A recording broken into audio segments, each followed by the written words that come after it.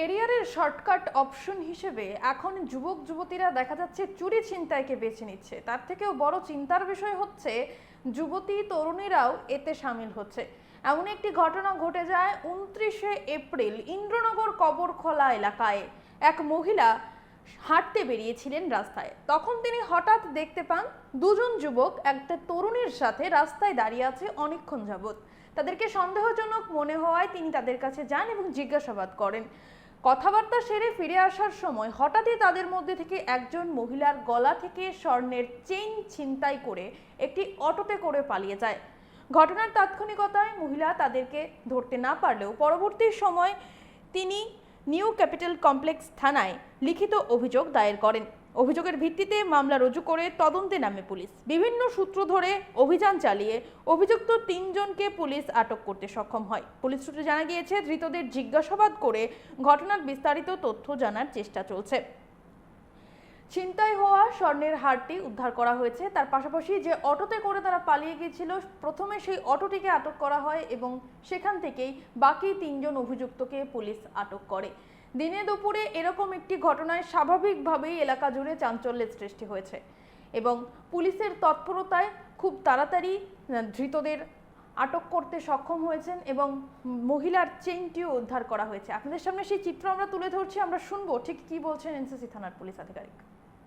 গত 29/4/2026 আমাদের এনসিসি থানার অন্তর্গত ইন্দ্রনগর এজি কলোনিতে বিকেল বেলায় একজন বয়স্ক মহিলা হাঁটছিলেন। এমন সময় উনি লক্ষ্য করেন দুইটা অপরিচিত ছেলে এবং একজন মেয়ে দাঁড়ানো অবস্থায় আছে অনেকক্ষণ ধরে। তখন উনি ওনাদের জিজ্ঞাসাবাদ করেন কেন দাঁড়িয়ে আছে। তখন ওরা ওদের ব্যক্তিগত কাজে এসছে বলে ওনারা ওনার কাছে বলেন এবং ওনারা আইডেন্টিফিকেশনও দেন ওদের। তো সঙ্গে সঙ্গে মহিলা যখন কথা বলে ওদের সাথে কথা বলে ফিরছিলেন, তখন তৎসঙ্গে ওদের মধ্যে একজন ছেলে মহিলার গলা থেকে একটা স্বর্ণের চেইন স্ন্যাচিং করেন এবং স্ন্যাচিং করে সঙ্গে সঙ্গে রাস্তার পাশে দাঁড়ানো একটা অটো করে ওরা পালিয়ে যায়। তো ওদের মধ্যে 2 জন ছেলে এবং একজন মেয়ের আইডেন্টিফিকেশন মহিলা করতে পেরে এবং অটোটার নাম্বার শনাক্ত করে উনি এনসিসি থানায় একটা মামলা নথিভুক্ত করেন। সঙ্গে সঙ্গে এনসিসি থানার বড়বাবু একটা এফআইআর নিয়ে জয়নাল হোসেন ওসি অভয়নগর আউটপোস্ট ওনাকে তদন্তভার দিলে উনি তদন্তে নেমে গতকালকে অটোটা শনাক্ত করতে সক্ষম হয় এবং বাকি 2 জন ছেলে এবং মেয়ে, যে মেয়েটা ইনভলভ ছিলেন, ওনাদেরকে আইডেন্টিফিকেশন করে ওনাদেরকে অ্যারেস্ট করা হয়। তো পরবর্তী সময় ওনাদেরকে জিজ্ঞাসাবাদ করে আমরা যে স্বর্ণের চেইনটা ছিনিয়ে নিয়েছিল ওটাও আমরা রিকভারি করতে সক্ষম হই। ওটা আগরতলা শহরে বিক্রি করেছিল ওনাদের নিজের প্রপার্টি বলে।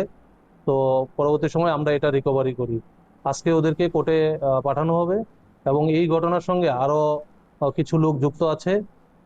এরকম অ্যাক্টিভিটি ওরা কন্টিনিউ করছে। গতকালকেও ওরা এসছিল সেই ইন্দ্রনগর এরিয়াতেই এরকম চুরির উদ্দেশ্যে। তখন আমরা ওইদিকে মোবাইল চলাকালীন আমরা ওদেরকে ধরতে সক্ষম হই। হ্যাঁ, অটোটাও আমরা ডিটেন করেছি।